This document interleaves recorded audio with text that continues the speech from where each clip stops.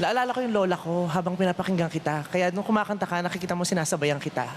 And during the time you were singing the song, you were not hitting the right notes.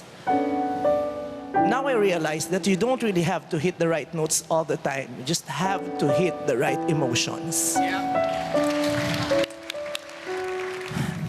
I just wanna hug you right now.